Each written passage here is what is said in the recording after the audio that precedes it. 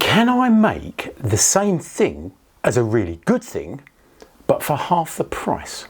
If I tried making a cake using the cheapest ingredients money could buy, would it be any good, and would you even want to eat it? Probably not. And what if I made a gravel bike using some of the cheapest components money could buy? It may look the business, but how would it actually cope with some of the best gravel trails the UK has to offer? I tell you what, let's go on a cycling and camping road trip to the Lake District and find out. Just gonna bring these chocolate chips with me. Your work here is done, Dinky Darth.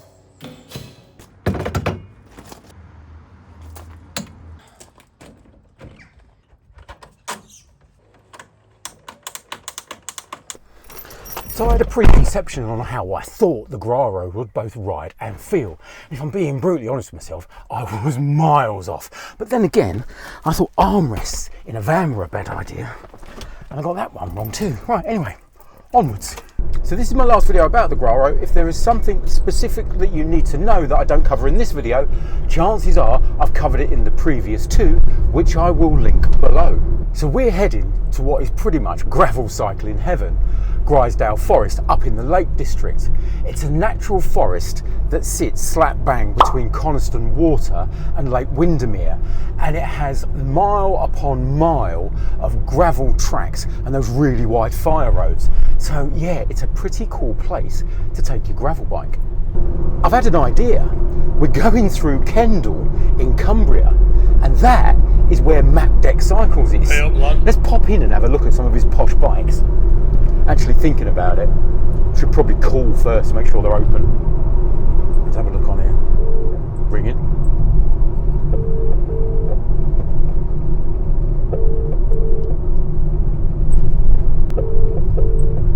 Maybe they're not open. Finish up here. Hi, Malin at MapDeck. How can I help you today? Hi there. I just wanted to check what time you're open till today. We're open till 1 p.m. today. 1 p.m. Brilliant. Thanks a lot. Wonderful. Can I get your name? John. John. Okay. Hopefully see you soon, John. Thanks a lot. Cheers. Bye. Cheers. Bye. It's 11:30. We're not going to make it. Next time, Paul.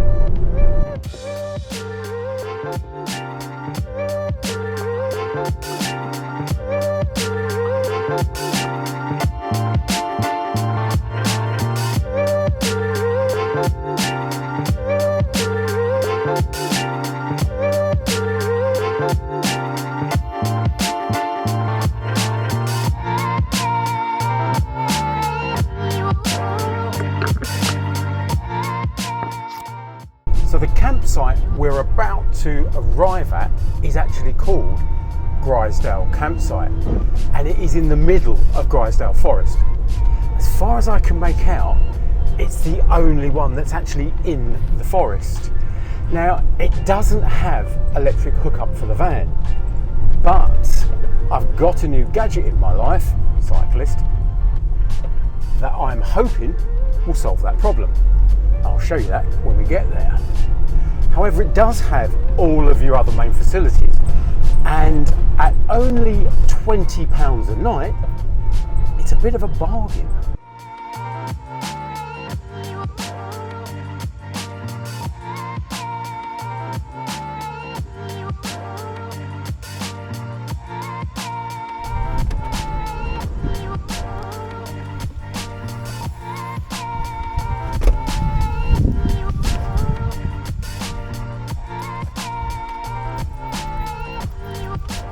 There you go, all pitched up, home for the night. Even had my first cup of coffee. Whenever I come away in the van, I always forget something. This time, I forgot my walking boots. Who goes to the Lake District and forgets their walking boots? Luckily, I won't be doing too much walking. Anyway, as I was saying on the way in, I've treated the van to a new gadget. Now, pitching up the van off grid and cycling up into the hills, it's such an amazing thing to do. I'm so lucky. But the trouble is, the van only has a couple of days of power in it, and then the fridge and the lights stop working. So what you've got to do is you've got to plug it into the mains. So what I've done is I've treated the van to that gadget there, the VT Omen Jump 1500. And basically what it does is it doubles the van's battery capacity, but it also gives the van mains power, which means, check this out, I can use my coffee machine in the middle of a field. How clever is that? My initiation into the world of gravel cycling was an underwhelming affair. My first proper gravel bike was an alloy Dolan, which I've had for 4 years now, and at over 10 kilos, sorry Dolan, it's a bit of an old Volvo, and if I'm honest, it performs like one too. It is great for plodding around country lanes and getting in some winter training miles, but it's not the most exciting bike to ride. Now, I've upgraded the Groupset to a wireless wheel top, and I've put a set of Elite Wheel Drive 40D all carbon wheels on it, which has made it lighter, but it still feels like a Volvo from the 1970s. So I find myself at the first opportunity putting it up on the bike rack and reaching for a summer bike. I've also tried a few of the Ribble gravel bikes, and if I'm honest, my experience was similar on those. So when ICAN got in touch and said, do you want to try out our Graro gravel frame free of charge, I was a bit, I don't want to really, I prefer to just ride a road bike. But then I rode it and I was like, what have I been missing?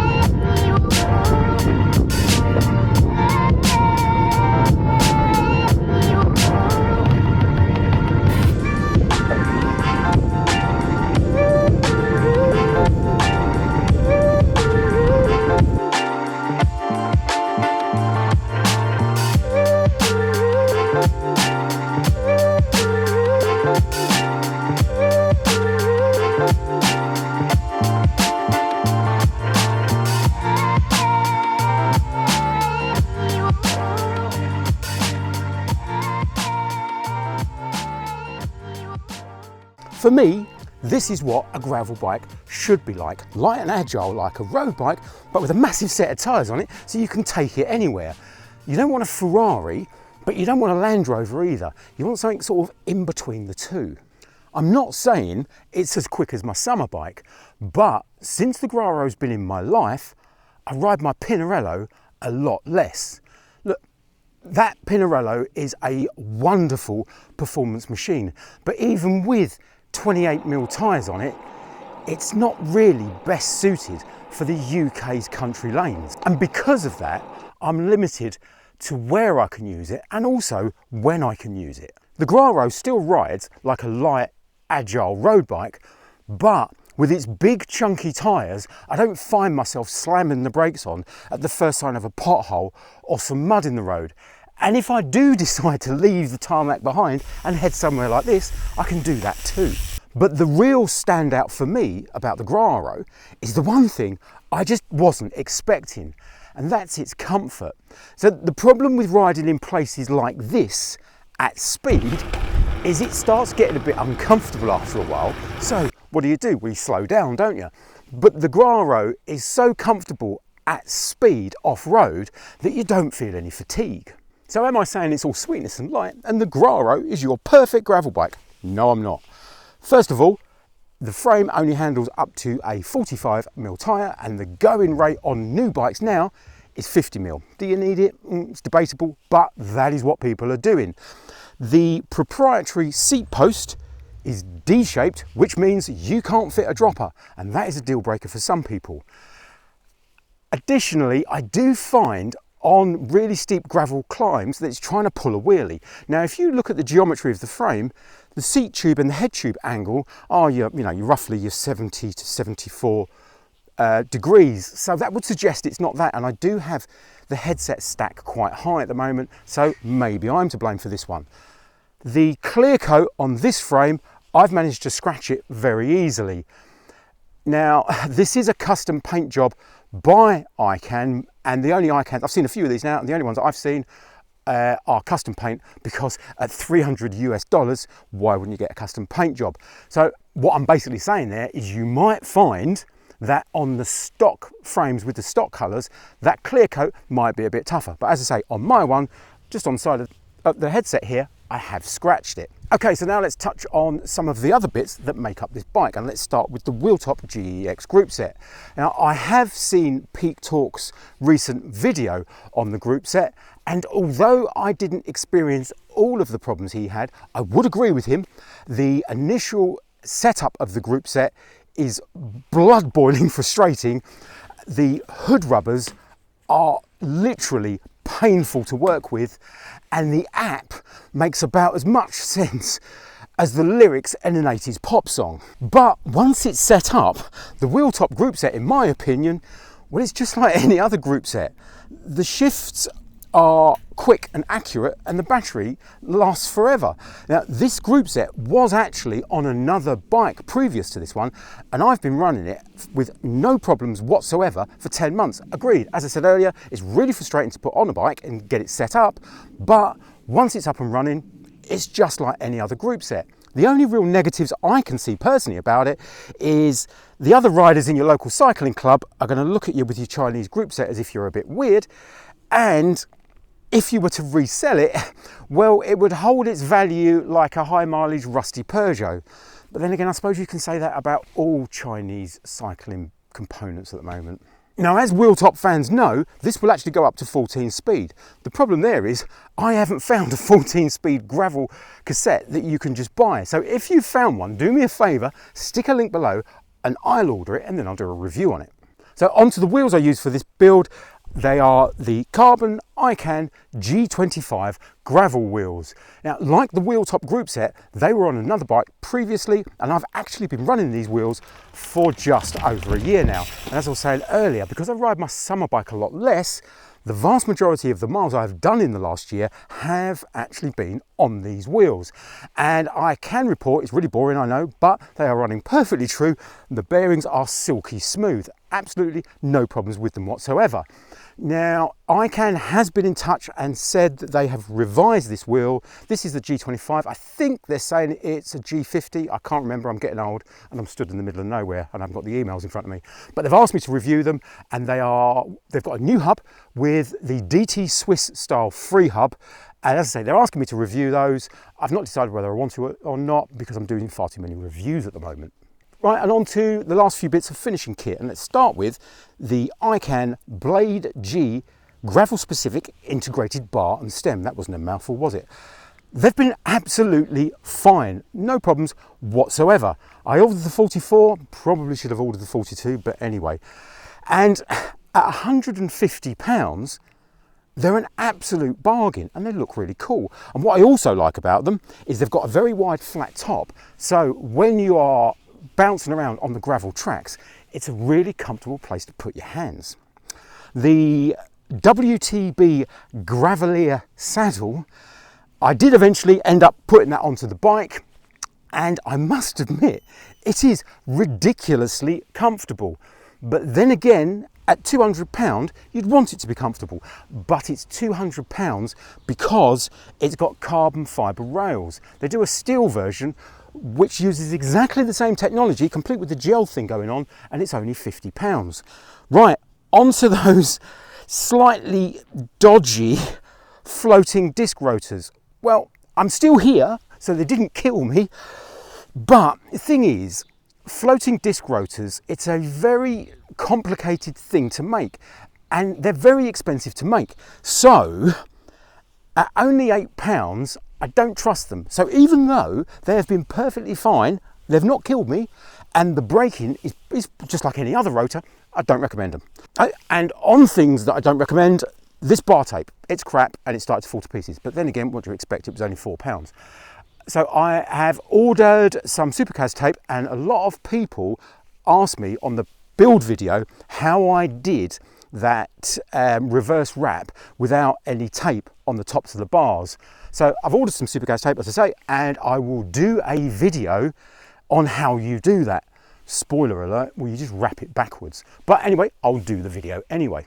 On a side note, IGP Sports has sent me their new touchscreen head unit, the BSC 300T, and asked me to mention it in a video, which I'm doing now. And the first impressions are, it's actually really, really good. It's as good as my old Garmin 830. You know, if you can see past the Windows 3.1 like GUI, it actually does everything my old Garmin does. So as my old Garmin is starting to suffer with battery problems, I think I'm going to keep this. What I normally do with, I've had these head units in the past, and after testing them and reviewing them, I then give them away to people in the cycling club or stuff like that. But I'm going to be keeping this one and I'm going to be running it. I think, you know, IGP Sports have, and companies like them have come on leaps and bounds in the last few years, and their modern head units are up there with the best of them. But I think now their main hurdle isn't matching head units, it's stuff like Garmin Connect. Now, as I mentioned earlier, I've done 2 videos previously about the ICAN Graro frame. One was just a quick overview of the frame. The other one was building the bike up, and I'll link both of those videos down below. Now, if you want to know a little bit more about the Wheeltop GeX gravel group set, check out that video there. Or alternatively, if you want to see my long-term review of the ICAN G25 gravel wheels, it's that video down there. Thanks for watching.